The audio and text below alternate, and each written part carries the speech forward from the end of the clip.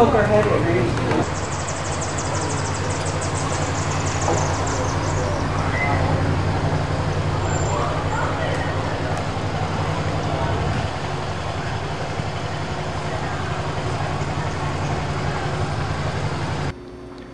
Alright, here's our table. Our apartment 1014 table 2010. As we sponsor House of a Thousand Corpses May 7th, 2010. We get a closer look here. We got our DVDs and CD packages. We got our shirts.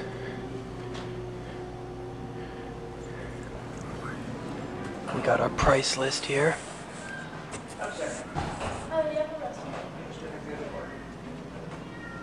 Business cards.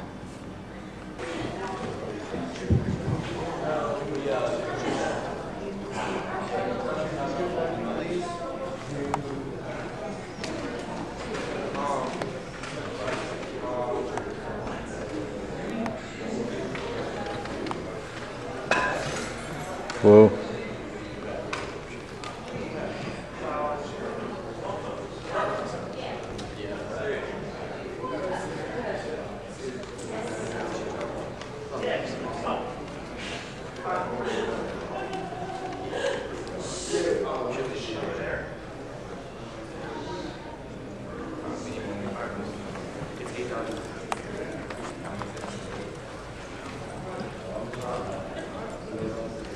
It's a documentary.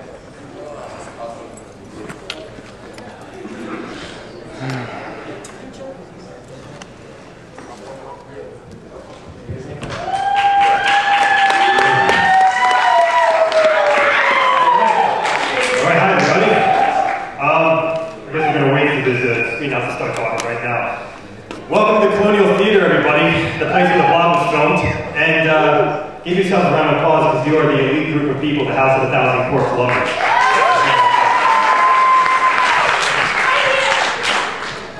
In the year 2005, one dark night, very late in my apartment by myself, I watched House of a Thousand Corpses for the first time. I didn't really think it affected me that much until I went to bed that night and I couldn't get Captain Spaulding's face out of my head. I woke up the next morning and I watched the movie again, which is something I didn't normally do. Fast forward 2 months later, and my film company, Apartment 1014 Films, was born. The foundation of our film company has always been my childhood. West Coast Video, USA Up All Night, and Prison. The films I saw at sleepovers, the films I saw in the dead of night by myself, House of a Thousand Corpses is like one of those movies. House of a Thousand Corpses was released April 11th, 2003, but it actually was completed in 2000, which means the movie was in limbo for 3 years. Universal Studios originally had the film, and they were scared it would get an NC-17 rating, so they dropped it.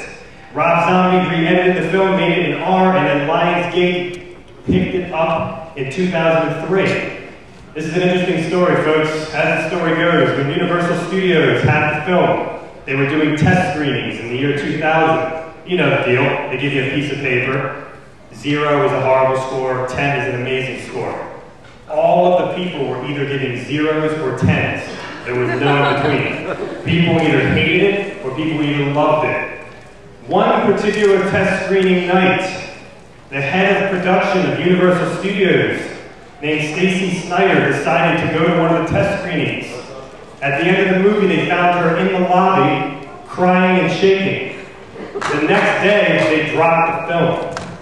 Universal Studios said, screw this, we're not doing it.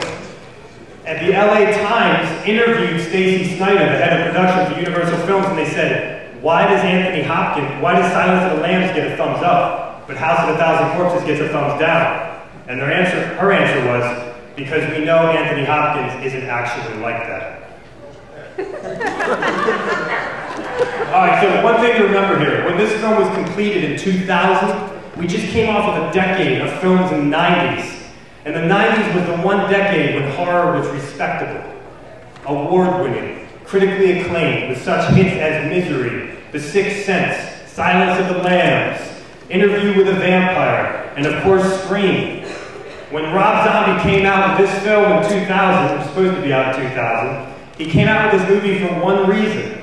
And this is what people don't understand, you guys do. He came out with this movie for one reason. He wanted to bring horror back to the non-respectable 70s and 80s. That's what he wanted to do, where violence didn't have to have this whole elaborate meaning. It could actually be just senseless and crazy. And thus the film. I want to give you two numbers that are kind of interesting. Here we go. The opening weekend of House of a Thousand Corpses made $3,460,666. Yes. 666 right at the end there. The end of the theatrical run, the per theater average was $666. All right, Rob Zombie like that. Ladies and gentlemen, the horror movie you are about to watch tonight includes a skunking, zombies, a killer clown, a carnival dark ride, skeletons, a satanic ceremony, psychotic family, brain surgery, skin masks, people being buried alive, a baby in a jar, a carnival sideshow, a scalping, killer scarecrows, cannibalism, serial killers, horror TV hosts, trick-or-treating, Halloween, buried alive, skeleton hallway, underground cavern, old men in bunny outfits, a human smokehouse, an albino, a giant, nightmares, Wolfman, and the Munsters. Ladies and gentlemen, 2003, Rob Zombie's first film. We are proud to sponsor this movie, and I'm so happy there's a crowd here because I don't think anybody thought there would be, really. Give yourself a round of applause. House of a Thousand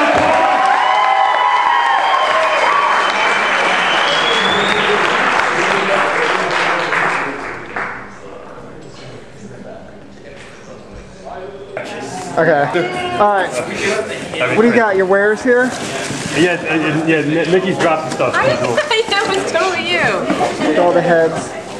So Dante, were you satisfied? I was extremely satisfied.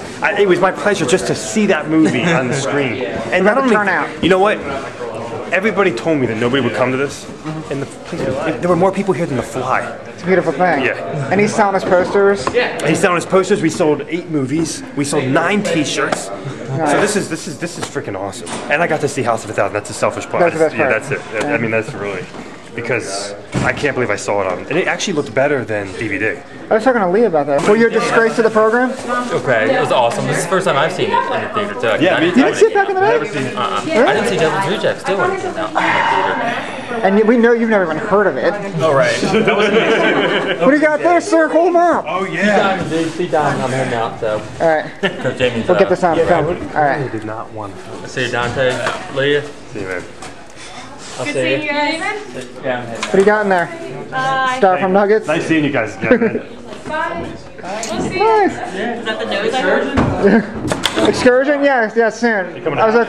yeah, definitely. I'll call you. What do you got there? You got to take. Mad dash out now. Nice. All right. Oh, my trailer. Here's my trailer. Your trailer, my trailer. It's yours now. Yo,